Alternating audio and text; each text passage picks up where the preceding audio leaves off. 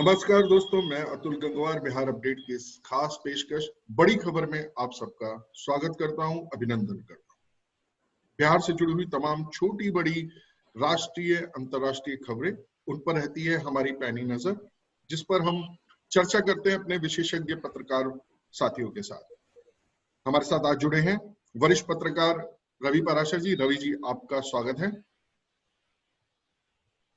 हमारे साथ बने हुए हैं सोशल मीडिया एक्सपर्ट मनीष वत्स जी। चुनाव की घोषणा का दिन निकट आ रहा है, वहीं चुनावी सरगर्मियां बढ़ गई हैं। भाजपा के राष्ट्रीय अध्यक्ष इस समय बिहार के दौरे पर हैं। बिहार के भाजपा प्रभारी, चुनाव प्रभारी जो हैं देवेंद्र फडणवीस, वो भी इस समय बिहार में ही अपना जगह स्थान बनाए हुए हैं। मनीष, इससे पहले हम आगे चर्चा करें, आप बताएं हमें सोशल मीडिया पे इस समय क्या खबरें हैं चर्चा में, किन बातों पर चर्चा चल रही है? जी, अगर सोशल मीडिया की बात की जाए, बिहार चुनाव से संबंधित चर्चाओं की बात की जाए तो अभी एक और चिट्ठी की चर्चा हो रही है। बिहार में आजकल चिट्ठियों का दौर चल रहा है। इसके पहले कि रघुवंश प्रसाद सिंह ने 2-3 चिट्ठियां लिखी थी, उसमें लालू यादव को लिखी थी, इसके अलावा एक संदेश लिखा था, इसके अलावा उन्होंने एक चिट्ठी मुख्यमंत्री नीतीश कुमार को लिखी थी। अभी एक चिट्ठी ये चल रहा है कि चिराग पासवान भी लगातार चिट्ठियां लिख रहे हैं। उसी क्रम में, उसी कड़ी में एक चिट्ठी की जिक्र हो रहा है। वो है कि चिराग पासवान ने प्रधानमंत्री मोदी को चिट्ठी लिखा है। अभी तो कल तक खबर आ रही थी कि भाजपा के मान मनोबल और बाकी चीजों के बाद चिराग पासवान मान गए हैं। वो भाजपा के कहे अनुसार एनडीए के साथ लड़ने के लिए तैयार हो गए हैं। लेकिन इसी बीच उनकी फिर एक चिट्ठी का जिक्र चल रहा है जो उन्होंने प्रधानमंत्री नरेंद्र मोदी को लिखा है, और उसमें लिखा है कि नीतीश सरकार पे उन्होंने आरोप लगाया है कि नीतीश कुमार से लोग नाखुश हैं। लोग नीतीश कुमार को अगला मुख्यमंत्री नहीं देखना चाहते हैं। हालांकि ये चिट्ठी सामने तो नहीं आई है, लेकिन बाजार में चर्चाओं का माहौल है, इस पर चर्चा हो रही है। दूसरी बात जो बिहार से सामने आ रही है वो रघुवंश प्रसाद सिंह जी की चिट्ठी के बारे में। कांग्रेस नेता और सांसद अखिलेश प्रसाद सिंह ने आरोप लगाया है कि रघुवंश बाबू से जो रघुवंश बाबू की जो चिट्ठी मीडिया में आई थी, जो उन्होंने इस्तीफा दिया था और बाकी चिट्ठियां लिखी थी, वो फर्जी, वो जबरदस्ती उनसे लिखवाया गया है। ऐसा आरोप कांग्रेस के नेता अखिलेश प्रसाद सिंह ने लगाया है, उनसे जबरदस्ती लिखवाया गया था। उन्होंने बताया कि एक सप्ताह पहले उनसे जब मुलाकात हुई थी उनकी, तो वो लालू यादव की तरफदारी कर रहे थे। ऐसे में एक सप्ताह बाद उनका मन कैसे बदल गया। दूसरी ओर राजद नेता भाई वीरेंद्र ने कहा है कि कोई व्यक्ति आईसीयू में रहकर चिट्ठी कैसे लिख सकता है, इसमें एनडीए के नेताओं का हाथ है, उनकी साजिश है। वही एनडीए ने भी इसका जवाब दिया है। सुशील कुमार मोदी उप मुख्यमंत्री बिहार के, उन्होंने कहा है कि रघुवंश बाबू ने दंभी और परिवारवाद की राजनीति से तंग आकर ये चिट्ठियां लिखी थी। उन्होंने आखिरी समय में वो जिस तरह से राजद कर रही थी उससे वो परेशान हो गए थे, उससे वो तंग आ गए थे, इसीलिए उन्होंने चिट्ठियां लिखी थी। जी मनीष जी, रवि जी, ये बड़ी दिलचस्प सी बात है कि तेजस्वी यादव ने कहा था कि राजद एक समंदर है, उसमें से अगर एक लोटा पानी निकल भी गया तो क्या फर्क पड़ता है। एक लोटा पानी, रघुवंश बाबू की जिंदगी भर की तपस्या का फल उनको ये मिला कि उनको उनके बच्चे के समान एक व्यक्ति ने ये कह दिया कि एक लोटा पानी अगर समंदर से निकल गया तो क्या फर्क पड़ता है। शायद तेजस्वी ने ये सोचा नहीं था कि एक लोटा पानी जब समंदर से निकल जाएगा तो क्या फर्क पड़ेगा। चिट्ठी पत्री के इस दौर में रघुवंश बाबू की जो मंशा थी राजद के प्रति, तेजस्वी के प्रति, वो काफी दिनों से कयास लगाए जा रहे थे कि वो कभी भी आरजेडी छोड़ सकते हैं, और अगर उनका स्वास्थ्य खराब नहीं हुआ था तो ये शायद निर्णय और पहले उन्होंने ले लिया होता, क्योंकि इस बात की खबरें तमाम तरीके से निकलकर आ ही रही थी कि रघुवंश बाबू आरजेडी छोड़ना चाहते हैं। दुर्भाग्य कि जिस दिन उन्होंने चिट्ठी लिखकर अपनी राजद की सदस्यता से इस्तीफा दिया और नीतीश कुमार को चिट्ठी लिखी, उसके अगले ही दिन उनका देहांत हो गया। तो आज ये बात विवादों में है, और जैसा कि मनीष ने बताया कि कांग्रेस के नेता ये कह रहे हैं कि ये फर्जी चिट्ठी है, राजद के लोग कह रहे हैं कि दबाव डालकर लिखाई गई है। लेकिन इसकी पृष्ठभूमि में जितने दिनों से इस कार्य की भूमिका बन रही थी, तो ये तो तय था कि रघुवंश बाबू रहने वाले नहीं है। तो जब उनका मन था ही नहीं रहने का, तो इस चिट्ठी पर अनावश्यक विवाद खड़ा करके राजद या कांग्रेस क्या हासिल करना चाहती? देखिए, राजनीति का स्तर देश की आजादी के 7 दशक बाद इतना गिर जाएगा, ये मुझे नहीं लगता कि दिमाग में किसी के भी आया होगा। लेकिन अब हम देखते हैं कि किस तरह, किन मुद्दों पर और क्यों इस तरह के विवाद पैदा किए जा रहे हैं। साफ है कि कांग्रेस और आरजेडी दोनों रघुवंश प्रसाद सिंह के उस जो चिट्ठी जिसको विवादित बताया जा रहा है, उसको लेकर बहुत ज्यादा आशंकित हैं, बहुत ज्यादा बौखलाए हुए हैं। और जैसा कि हमने पहले भी चर्चा की थी कि रघुवंश बाबू अगर जीवित होते तो शायद बिहार चुनाव में आरजेडी और कांग्रेस को इतना नुकसान, उनकी नाराजगी आरजेडी से नहीं कराती, जितना कि उनके अब निधन के बाद जो माहौल बिहार के सियासत में, सियासी हलकों में जो बन गया है, उससे होने वाला है इन दोनों पार्टियों को बहुत ज्यादा नुकसान। अगर चिट्ठी वेंटिलेटर पर नहीं लिखी जा सकती, अगर ये रघुवंश प्रसाद सिंह की चिट्ठी नहीं है, अगर ये जबरन दबाव डाल करके दिल्ली में, क्योंकि वे इलाज करा रहे थे एम्स में, कितना हास्यास्पद बयान है। और अगर ऐसा था तो लालू यादव तो उनके बहुत ही करीबी रहे हैं और सियासत में दोनों एक तरह से भाइयों की तरह, सगे भाइयों की तरह दोनों का बर्ताव था। आरजेडी में भी और सरकार में भी दोनों रहे हैं, केंद्र सरकार में भी दोनों रहे हैं। तो क्या लालू यादव रघुवंश प्रसाद सिंह की राइटिंग नहीं पहचानते थे कि उन्होंने जैसे ही वो चिट्ठी रघुवंश प्रसाद सिंह की 30 शब्दों के सामने आई, तत्काल वहां रांची की जेल से एक चिट्ठी सादे कागज पर बिल्कुल उसी अंदाज में लालू यादव ने भी लिख दी। तो लालू यादव तो बिल्कुल रघुवंश प्रसाद सिंह की राइटिंग पहचानते रहे होंगे। तो अब मुझे लगता है कि इस तरह के बेसिर पैर के जो विवाद खड़े करके कांग्रेस के नेता और आरजेडी के नेता अपनी ही भद्द और ज्यादा पिटवाने का काम करेंगे।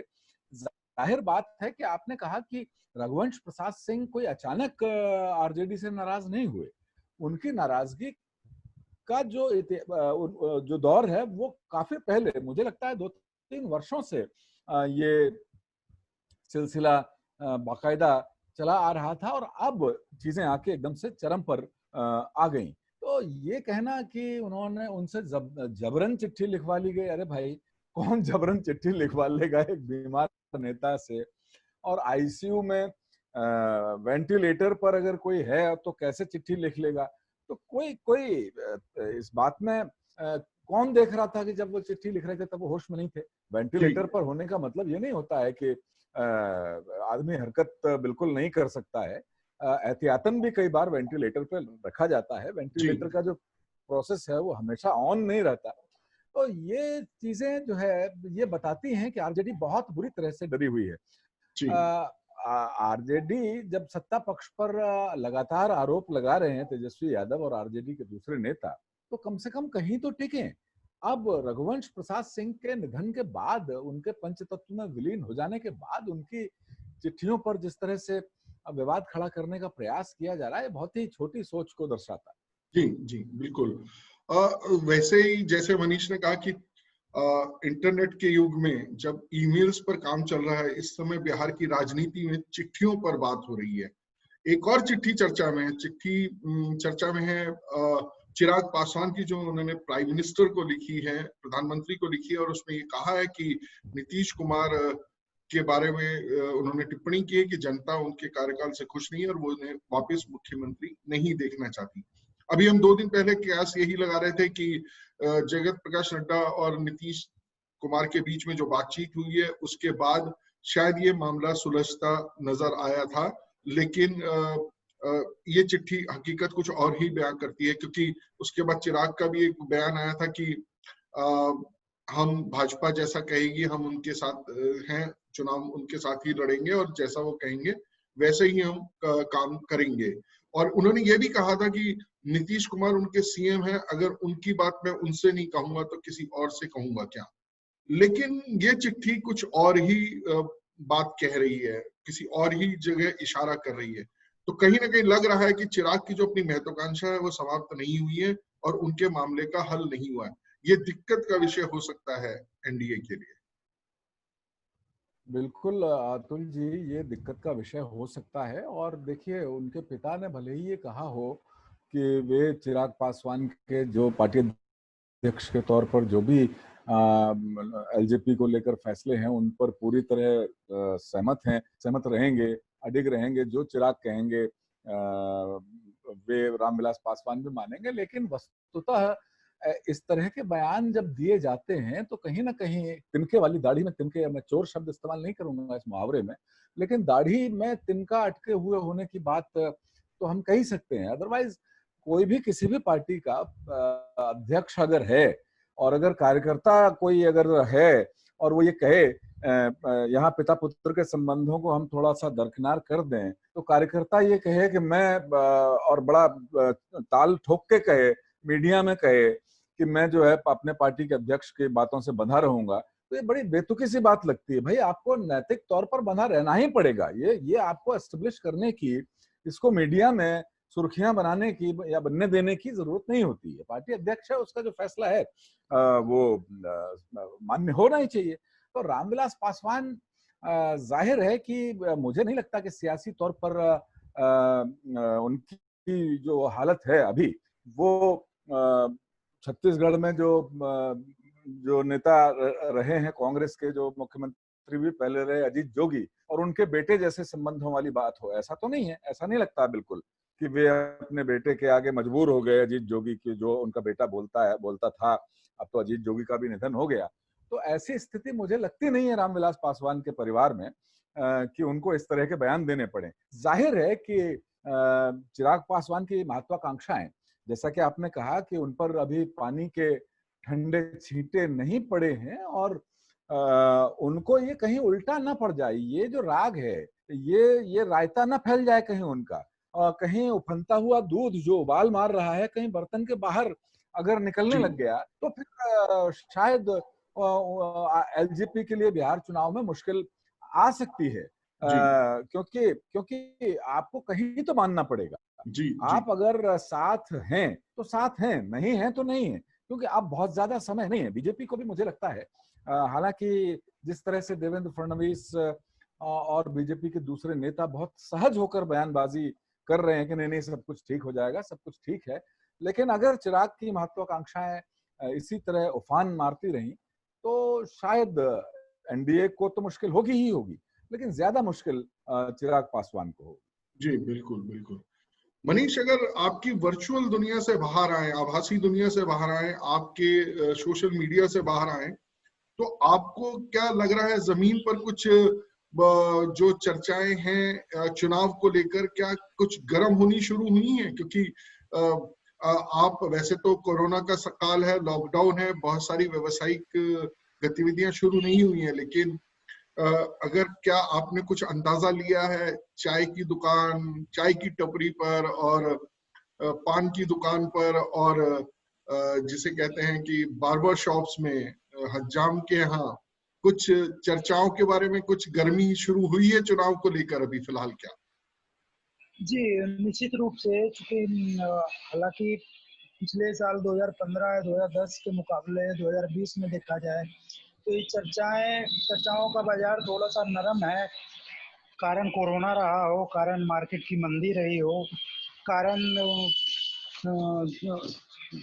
कारण एंटी इनकम्बेंसी को भी मान सकते हैं। 15 साल से नीतीश कुमार लगातार मुख्यमंत्री बने हुए हैं, तो लोगों ने उसके पहले 15 साल का दौर देखा और 15 साल का दौर ये देखा।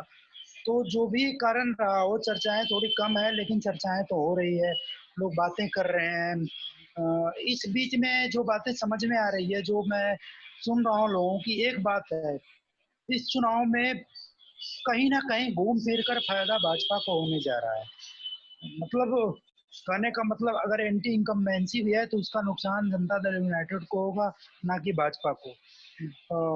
अगर राजद की बात की जाए, अगर राजद के प्रति लोगों की नरमी या गर्मी है तो नुकसान राजद को होगा। बीच में कहीं भी फायदा अगर होने की उम्मीद है, जो लोगों की चर्चाओं से, बातों से समझ में आता है, वो भारतीय जनता पार्टी को फायदा होने की उम्मीद है। कारण चाहे केंद्र की नीतियां रही हो, कारण कोरोना के समय में नरेंद्र मोदी जी द्वारा किए गए कई वादे और उसको पूरा करने की जो बात रही हो, कारण मुफ्त का गैस 3-4 महीने गैस सिलेंडर देना हो, या फिर मुफ्त का अनाज देना हो, चाहे जो भी इस तरह के कारण रहे हो, उसका कहीं ना कहीं फायदा भाजपा को होने जा रहा है। नुकसान झेलेगी निश्चित तौर पर जनता दल यूनाइटेड। नीतीश कुमार की कई योजनाएं, कई चीजें, जो हालांकि इनके काम भी कई अच्छे हैं जो लोगों के नजर में है, लेकिन होता क्या है क्या कि आपने 100 काम किए हों और 2 गलतियां की हों, तो 100 काम, अच्छे काम छुप जाते हैं। तो इसका नुकसान नीतीश कुमार को निश्चित तौर पे होने वाला है। लोग ये भी समझते हैं, लोगों का ये भी बात, हालांकि इन्होंने कई काम किए हैं, जैसे नल जल, आज बिहार के हर गांव में नल जल योजना के तहत हर घर में नल का कनेक्शन लगा हुआ है। और दूसरी बात, बिजली की व्यवस्था भी पहले के मुकाबले सुचारू रूप से है। लेकिन कई ऐसे चीज हुए हैं जो लोगों को, जिसने लोगों को नाराज किया है। भ्रष्टाचार पे बहुत ज्यादा अंकुश नहीं करना, लाल फीताशाही आप कह सकते हैं कि अधिकारियों का चलना, इसके अलावा इनके कई विधायक का अपने क्षेत्रों से कटा रहना, वो निश्चित तौर पे नीतीश कुमार को नुकसान पहुंचाएगा। जी रवि जी, जैसे मनीष ने भी बताया कि जमीनी तौर पर भी अगर हम देखें, आकलन करें, तो कहीं ना कहीं ये ध्यान में आ रहा है कि इस पूरे खेल में जो नुकसान है वो जदयू को उठाना पड़ सकता है, एंटी इनकम्बेंसी का। 15 साल बनाम 15 साल की बात अगर हम करें, तो अगर नीतीश का 15 साल का कार्यकाल अगर बेहतर नहीं है, तो 15 साल पहले जो बिहार था, यानी कि अगर हम 30 साल पीछे चले जाएं, तो शायद बिहार की जनता वैसा बिहार तो दोबारा नहीं बनाना चाहेगी, क्योंकि तेजस्वी किसी नए विचार के साथ नहीं आ रहे। क्योंकि हमने देखा पीछे जो लोग उनके समर्थन में, या जैसे रामा सिंह को वो लाने की कोशिश कर रहे थे, रघुवंश बाबू की नाराजगी थी उस चीज को लेकर भी कहीं ना कहीं। फिर बाहुबली अनंत सिंह ने जिस तरीके से कहा, खुलेआम कहा कि भाई मैं लालू के समर्थन में हूँ, तेजस्वी कहीं ना कहीं मुख्यमंत्री होंगे अगले। तो आपको लगता नहीं कि अगर बिहार में बेहतर विकल्प नहीं हुआ, यशवंत सिन्हा बड़ी कोशिश कर रहे हैं, सब लोग पार्टी बनाकर उन्होंने चुनावी मैदान में कमर कसी है, लेकिन कितने संसाधन और कितने उम्मीदवार वो उतार पाएंगे या नहीं उतार पाएंगे, ये आने वाला वक्त ही बताएगा। तो कहीं ना कहीं मनीष जो कह रहे हैं वो सही होते हुए भी उसका लाभ एनडीए गठबंधन को मिलेगा। जी बिल्कुल, आपने सही कहा, क्योंकि एनडीए गठबंधन 15 साल बनाम 15 साल के मुख्य चुनावी मुद्दे के साथ मैदान में इस बार उतर रहा है। और आपने बिल्कुल ये भी सही बात कही कि ये 15 साल अगर छोड़ दें, तो जो पुराने लालू राबड़ी देवी के कार्यकाल के जो 15 साल थे, बिहार की जनता वाकई उन पिछले 15 सालों में तो नहीं लौटना चाहेगी। कोई भी किसी भी प्रदेश की जो जनता है वो पुराने अतीत में अपने तो नहीं जाना चाहेगी, क्योंकि हम पहले भी कई बार बात कर चुके हैं, जो विकास है उसकी एक स्वाभाविक गति भी होती है। कोई भी सरकार हो, वो विकास की अपनी एक रफ्तार होती है, जिसको जो काम होना ही होना है, सड़कें आगे बननी ही बननी है, अब वो धीमी रफ्तार से बने या तेज रफ्तार से बनती है, ये सरकार विशेष पर डिपेंड करता है। तो जाहिर है कि अतीत में तो कोई भी जनता, कहीं की भी जनता नहीं लौटना चाहेगी। लेकिन मुझे एक बात यहाँ पर ये बहुत स्पष्ट तौर पर समझ में आ रही है कि जैसे कि हम जानते हैं कि जो पोस्टर आरजेडी का जारी हुआ, उसमें नया बिहार और नए बिहार की और युवा बिहार की बात की गई, और उसमें लालू यादव का चेहरा उस पोस्टर से हटा दिया गया। तो क्या जनता इतनी मूर्ख है, क्या वो ये नहीं समझ सकती है, कि समझेगी कि भाई पोस्टर से आप चेहरा भले ही हटा दें, लेकिन वो आपके पिता हैं, और पिता सामान्य पिता नहीं है, वो मुख्यमंत्री रह चुके हैं केंद्र की सियासत में। मतलब सत्ता के गलियारों के जो पेचो-खम हैं, उनमें पूरी तरह जो ताब है वो सियासी ताब है, और ऐसे में अगर मान लीजिए, एक क्षण के लिए मान लीजिए कि अगर आरजेडी सरकार बिहार में बनाती है इस चुनाव के बाद, तो क्या लालू यादव का दखल बंद हो जाएगा सरकार में? संभव ही नहीं है। तो पोस्टर से आप चेहरा हटा दें, आप ये बयान दें पब्लिक के बीच में आके कि जो हमारे माता पिता के दौरान का जो कार्यकाल था उसके लिए हम माफी चाहते हैं, वो सामाजिक न्याय नहीं हो पाया, सामाजिक न्याय देने की कोशिश की गई थी लेकिन नहीं हो पाया, हम उस समय छोटे थे। तो इस तरह के बयानबाजी से कुछ बनने वाला है नहीं, ये कोई भी नहीं मानेगा। कोई भी जिसको राजनीति का भी नहीं आता है, सामान्य सोच रखता है, जो केवल वोट चुनाव में वोट डालना ही अपना सियासी जिसका मकसद होता है उतने वहीं तक सीमित रहता है, वो भी ये नहीं मानेगा कि अगर आरजेडी पावर में आती है, सत्ता में आती है, तो लालू यादव का कोई दखल नहीं होगा। इसलिए मुझे लगता है कि तमाम जो चीजें चल रही हैं और जिस तरह रघुवंश प्रसाद सिंह के निधन पर वो चिट्ठी को लेकर खासतौर पर जो बचकाना बयान जारी किया है आरजेडी और कांग्रेस के नेताओं ने, उससे साफ लगता है कि जमीनी स्तर पर वे आंक चुके हैं कि वे इस चुनाव में कहीं ठहरने वाले नहीं हैं। नहीं तो इस तरह के छोटे बयान और थोथे बयान नहीं आते, क्योंकि देखिए एक बड़ा पुराना मुहावरा है, मैं आपको याद दिला दूं, थोथा चना बाजे घना। तो जो ये ऐसे ही नहीं बन गया होगा, या अधजल गगरी छलकत जाए, ये कुछ मुहावरे ऐसे हैं जो जिनको अगर हम देखें, जिनके ध्वन्यर्थ, जिनके कोनोटेशन देखें, तो इस समय जो विपक्षी महागठबंधन है उनके बयानों से ये दोनों मुहावरे चरितार्थ होते हुए नजर आ रहे हैं। वहीं दूसरी ओर एक और बात भी है, राजद की पहचान आज भी लालू प्रसाद यादव के नाम से ही है। राजद के जितने भी घटक अगर कहीं किसी नाम पर अगर सर झुकाते हैं या लोग जुड़ते हैं या कोई संभावनाएं बनती हैं, तो उसमें लालू जी की महत्वपूर्ण भूमिका है, इससे आप इनकार नहीं कर सकते। अगर लालू जी को माइनस करके राजद चुनाव लड़ने की सोच भी रहा है, तो तेजस्वी यादव का तो इतना बड़ा कद नहीं है वो अपने घटक दलों को संभाल सके, अपनी ही पार्टी के वरिष्ठ नेताओं को संभाल सके। ना तो राजनीतिक तौर पर वो इतने परिपक्व हैं और ना ही उन्होंने कभी इतनी गंभीरता दिखाई है। और जो उनका उप मुख्यमंत्री पद का कार्यकाल भी रहा है, उसमें सिवाय घोटालों में और सरकार को समस्या में फंसाने की अलावा उन्होंने कुछ किया नहीं है, जिसकी वजह से नीतीश को वो गठबंधन खत्म ही करना पड़ा, क्योंकि उन्होंने कहा था कि भ्रष्टाचार से वो किसी भी स्तर पर कोई समझौता नहीं करेंगे किसी भी कीमत पर। तो लालू को माइनस कर कैसे राजद पद भी तेजस्वी बैठे थे, तब भी लालू यादव ही पूरी तरह से उनका कामकाज देख रहे थे, सारा कुछ उन्हीं के निर्देश पे हो रहा था। तो अब यही मैं कहना चाह रहा हूँ कि अभी हम लोग देख रहे थे कि लोगों को जिनको राजद से टिकटें चाहिए वो भी रांची जाकर लालू से मिल रहे थे। तो अगर ये आप ये इंप्रेशन देना चाहते हैं कि लालू के बिना चुनाव आप लड़ रहे हैं, तो आपकी कथनी और करनी में बड़ा फर्क दिखाई दे रहा है। तो आपका भी कहना सही है कि बिहार की जनता शायद इतनी मूर्ख नहीं है। और दूसरा, वो वापस उस तरह, मैं एक छोटी सी टिप्पणी ये भी चाहूंगा, तो यशवंत सिन्हा या कोई और विकल्प साबित हो सकता है क्या, अगर जनता को अगर 15 साल बनाम 15 साल को नहीं चुनना, उनको कुछ नया रास्ता देखना है? देखिए, कहने में बात बिल्कुल बहुत अच्छी लगती है, लेकिन विडंबना ये है कि चुनावी जो लोकतंत्र का जो चौखट है, वो चुनाव जीत कर, नंबर हासिल करके जब आप अंदर जाते हैं लोकतंत्र के मंदिर में, तभी आप सरकार बनाते हैं या विपक्ष में बैठते हैं।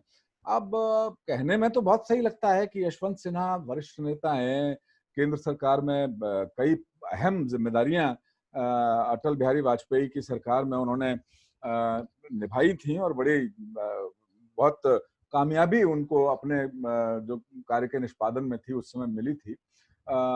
वे आर्थिक, उनकी सोच समझ बहुत अच्छी है, विदेश मामलों के बहुत अच्छे जानकार हैं और मजे हुए नेता हैं और बेदाग नेता हैं। लेकिन अब उनका चुनाव जीतना बहुत ही मुश्किल है, उनके तीसरे मोर्चे का चुनाव जीतना और इतने नंबर लेके आना कि वो सरकार बना पाए। कहने में, बात सुनने में बहुत अच्छी लगती है। और एक और बड़ा, आपने यशवंत सिन्हा का नाम लिया तो मुझे थोड़ा सा ताज्जुब ये भी हो रहा है कि शत्रुघ्न सिन्हा बिहार के चुनाव में इस समय क्या कर रहे हैं, जबकि बिल्कुल पीक पर सारी चीज है।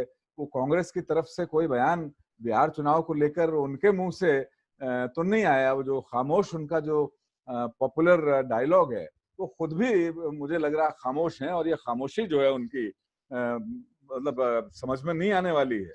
उनके बयान आने चाहिए थे दो चार तलक भड़क भरे, लेकिन अभी तक शत्रुघ्न सिन्हा का कोई बयान नहीं आया है। तो पता नहीं इस बार कांग्रेस उनको वहां पर स्टार प्रचारक के तौर पर कंसीडर कर भी रही है कि नहीं कर रही है, या वे वापस पुरानी पार्टी अपनी बीजेपी लौट के ये आपने बड़ा दिलचस्प नाम लिया शत्रुघ्न सिन्हा का, और एक और नाम मुझे ध्यान आया कीर्ति आजाद का। ये दो बड़े नेता थे जो भाजपा में थे और उन्होंने कांग्रेस ज्वाइन की है, और बिहार जैसा महत्वपूर्ण चुनाव जो चल रहा है उसमें उनकी कोई भूमिका दिखाई नहीं दे रही है। कीर्ति आजाद तो जब तक बिल्कुल अब बयान आ जाने चाहिए थे। तो कहीं ना कहीं ये लग रहा है कि कांग्रेस बाहर से आए लोगों पर कोई भरोसा नहीं कर रही है, क्योंकि हमने दिल्ली में भी देखा कीर्ति आजाद को उन्होंने भूमिका दी, शत्रुघ्न सिन्हा को भी भूमिका देने की बात चल रही थी। ये आ रहा था कि शत्रुघ्न सिन्हा संभवतः कांग्रेस का चेहरा होंगे चुनाव में, लेकिन कहीं वो दिखाई नहीं दिए इस तरीके से। और अब बिहार में ये देखना महत्वपूर्ण होगा कि क्या उनकी कोई भूमिका कांग्रेस समझ भी रही है या नहीं, या बिल्कुल हाशिए पे रहेंगे वो, या हाशिए पर रहेंगे, या बीजेपी की तरफ से ना कहीं चुनाव प्रचार करने के लिए वापस आ जाएंगे। अभी उनका बयान आया था सीडब्ल्यूसी, कांग्रेस के सीडब्ल्यूसी के बाद उन्होंने बयान दिया था कि कांग्रेस में कार्यकर्ताओं को अपनी बात रखने के लिए, अपनी शिकायत करने के लिए कोई प्लेटफॉर्म नहीं है। अब इससे आप क्या अंदाजा? नहीं, इससे यही अंदाजा लगता है कि बीजेपी में पिछले करीब 1 दशक से वो नाराज ही चल रहे हैं। जब वो केंद्रीय मंत्री पर्यटन विभाग के बनाए गए थे, उसके बाद जब उनको मंत्रालय कोई नहीं मिला, तब से वे लगातार नाराज हैं, और भारतीय जनता पार्टी के किसी भी नेता ने उनकी नाराजगी को लेकर कभी कोई बयानबाजी नहीं की। तो उनको अब लग रहा हो, फर्क दिखाई दे रहा होगा वाकई कि भाई एक पार्टी ऐसी थी जिसको लेके आप कुछ भी बयान दे दीजिए तो कोई एक्सप्लेनेशन तक कॉल नहीं करता था, और अब कांग्रेस में शिकायत भी रखें, अपनी बात भी रखें, तो रखें कहाँ? राहुल गांधी के पास रखें, सोनिया गांधी के पास रखें, रवि जी पटेल के पास रखें। रवि जी, ऐसा है ना, एक चिट्ठी कांग्रेस में भी लिखी थी 23 लोगों ने। वो चिट्ठी लिखने वालों का क्या हश्र हुआ है, तो वो तो बेचारे चिट्ठी लिखने का भी नहीं सोच पा रहे होंगे कि कांग्रेस नेतृत्व को कोई आईना दिखा सके, और शायद उनको समझ में आ रहा होगा। खैर, बिहार अपडेट में की बड़ी खबर में बस आज इतना ही। आप भी अगर अपनी कोई बात हम तक पहुंचाना चाहते हैं, कहना चाहते हैं, तो biharupdate@gmail.com पर आप हमें मेल करें, और आप हमारा मोबाइल ऐप भी डाउनलोड कर सकते हैं गूगल प्ले स्टोर से, और उसके माध्यम से भी हमसे जुड़ सकते हैं। रवि जी, आज की चर्चा में बने रहने के लिए आपका धन्यवाद। मनीष जी, आपका भी धन्यवाद।